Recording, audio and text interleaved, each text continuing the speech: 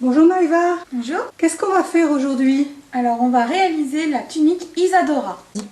C'est un modèle très facile, elle est constituée d'un devant et d'un dos. Donc le devant et le dos sont constitués de deux matières différentes. Le dessous de la manche est ouvert. La couture de côté prend les deux pans. Elle laisse un pan flottant et elle est terminée en bas par une fente qui est ouverte. Ici on a un satin de soie uni et on a le voile de coton imprimé. Donc nous, on a choisi de mettre le satin de soie devant, mais ça vous pouvez choisir.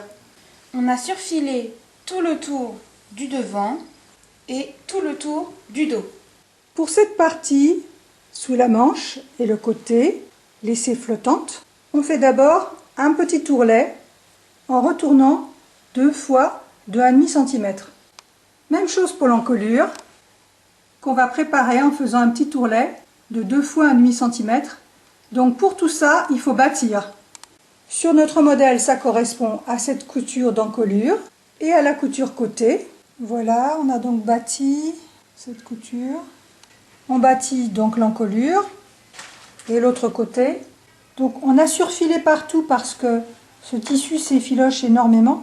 On aurait pu ne pas surfiler le bas qui va avoir un ourlet, ainsi que les bas de manche qui auront également un ourlet, mais on a préféré surfiler parce que justement ça s'effiloche. Quand on bâtit, on peut cranter un petit peu pour que ça tourne parce que sinon ça va plisser. Donc on fait des tout petits crans très rapprochés. Pour les coutures d'épaule, on va faire une couture anglaise. Donc contrairement à l'habitude où on met endroit contre endroit, on mettra l'envers contre l'envers. Donc là pour la manche, on voit qu'on a fait une couture anglaise. Donc comme ça ne s'effiloche pas à l'intérieur. Après le bâti, on a fait une surpiqûre sous le bras. On a replié à 1,5 cm et encore 1,5 cm. Quand on a fait les deux coutures côté et l'encolure, on repasse. Donc on repasse. Là j'ai laissé le fil de bâti rouge pour qu'on voit bien, mais sinon c'est mieux d'enlever le fil de bâti avant de repasser. Pour le dos en voile imprimé, on fait la même chose. Un bâti et on pique sur piqûre au bord. À présent, on va faire la couture d'épaule. Comme les deux tissus sont très fins, on a choisi de faire une couture anglaise. Donc, au lieu de mettre les tissus endroit contre endroit, on les a mis envers contre envers. Donc ça, il faut bien vérifier. Là, on voit que c'est l'envers et pour les deux tissus, donc ils sont bien envers contre envers. On met des épingles en bas de manche, à l'encolure, au milieu, puis ensuite on répartit les épingles. Alors à ce stade, soit on met pas mal d'épingles et on peut piquer directement à 0,5 du bord, soit si on n'est pas trop sûr, on bâtit à 0,5. Ensuite on retournera et on refera une autre couture à 0,5, 0,6 pour avoir cette première couture prise dedans à l'anglaise. Donc on a bâti et ensuite on a piqué notre couture anglaise en prenant l'autre couture déjà faite à l'intérieur. Donc là les deux coutures sont faites, la couture anglaise, et il n'y a plus qu'à repasser.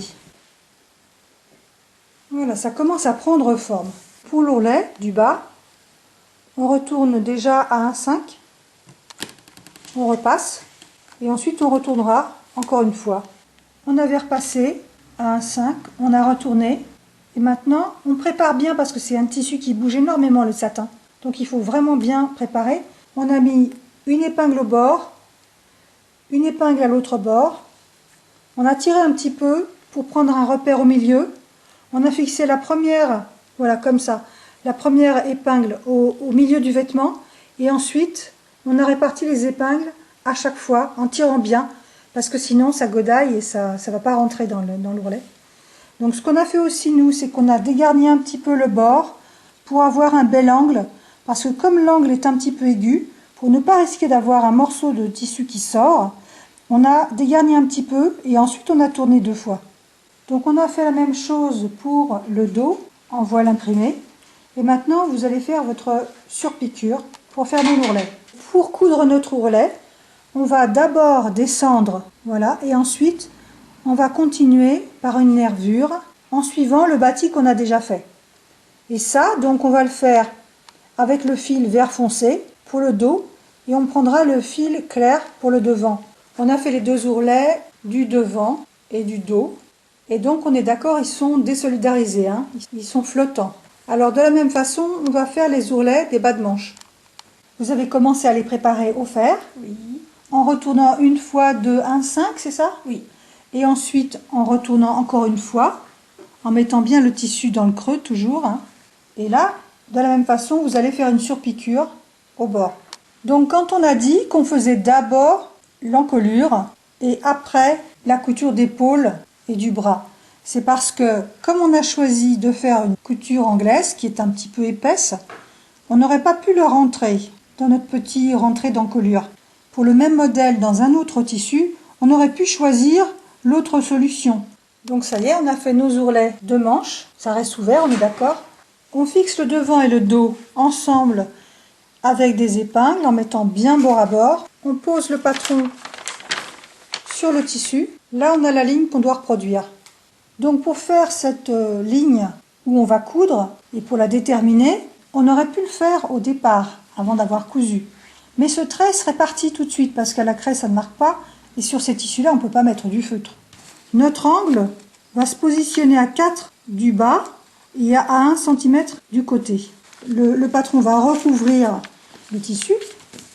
Voilà, donc là on a notre ourlet, la valeur de l'ourlet du dessous de la manche et l'ourlet du bas. Quand on a positionné comme ça, on met des épingles un peu partout pour bien fixer, des deux côtés. On retournera ensuite. On se souvient qu'on avait marqué nos 2 points, on va les reprendre. Au début de la ligne, on pose une épingle, on lève le papier. Voilà, notre point est marqué. On va faire pareil pour le point du haut. Voilà. Maintenant, on remet bien à plat notre papier qu'on a fixé donc en tenant compte des ourlets, hein. Et puis, on va faire le trait avec la roulette. Voilà, on appuie un peu en suivant bien notre trait. C'est le même pour le devant et le dos, donc on a à le faire qu'une fois. Voilà. Ensuite, on va enlever le papier. Donc là, on a bien nos 2 épingles pour le début et la fin. Et puis, si on se rapproche, on voit les petits trous de la roulette. Donc on va renforcer cette ligne qui est à peine visible avec une craie. Préférence les craies japonaises qui sont fines. En plus, avec le satin, ça risque de tirer des fils, donc il faut avoir une aiguille neuve.